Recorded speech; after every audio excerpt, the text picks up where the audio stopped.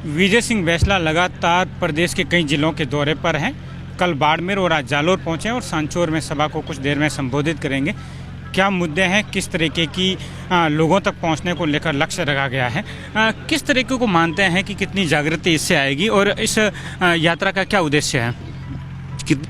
Actually शुरू किया हमने भरतपुर से। भरतपुर में जो रैली 300 लोगों की होती थी गडरिया समाज की, वो 7000 लोगों की हुई।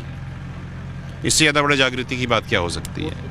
फिर कोटपुतली, फिर जैतारण, कोटा, अपना बेगू, पाली, रास, फिर अपना बाड़मेर, सेडवा, सिंदड़ी, आज यहाँ। तो ये तो सब एक कोना है।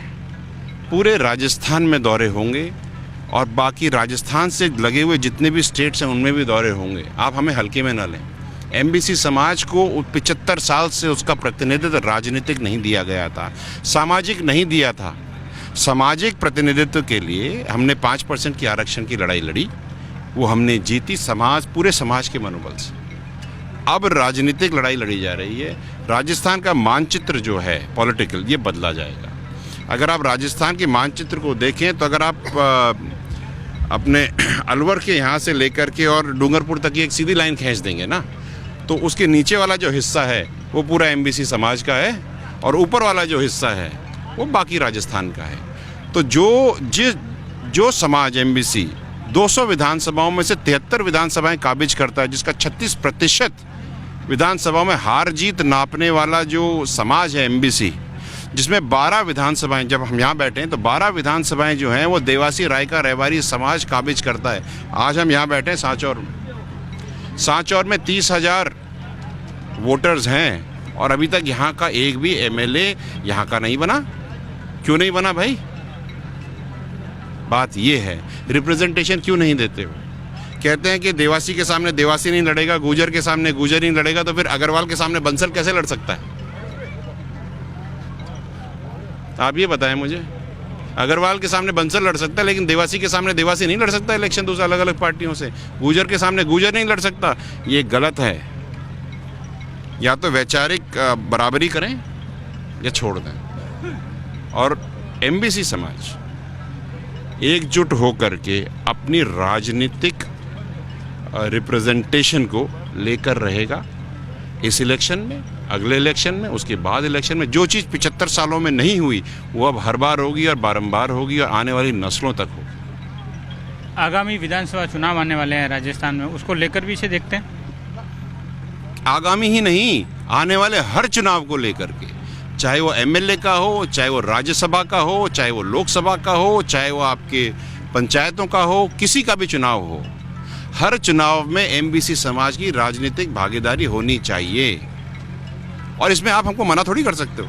75 साल से अगर एक भी गडरिया समाज का लोहार, बंजारे का व्यक्ति अगर विधानसभा में नहीं गया है तो आपने तो पूरी जो लोकतांत्रिक प्रक्रिया है उसका तो मखौल उड़ा रखा है। क्या ये जाएंगे नहीं, वहाँ पे अपनी बात नहीं रखेंगे? जिस आदमी ने ज़िंदगी में कभी भेड़ नहीं चराई हो वो मालदारी समाज की क्या बात करेगा? जिसको ये नहीं पता कि बकरी का दूध दिन में कभी भी निकाल लो, वो सोचेगा सुबह और शाम ही निकलेगा, उसका हम क्या करेंगे भैया? हमें वो आदमी चाहिए जो हमारा दर्द समझे, जो हमारी बात करे, जिसके पास हम जा सकें। हमें बिजनेसमैन नहीं चाहिए कि वोट लिए और निकल गए। हमें राजस्थान मूल के समाज की बात समझने वाले, पीड़ा समझने वाले व्यक्ति चाहिए। आपको मैं छोटी सी एक बात बताता हूँ।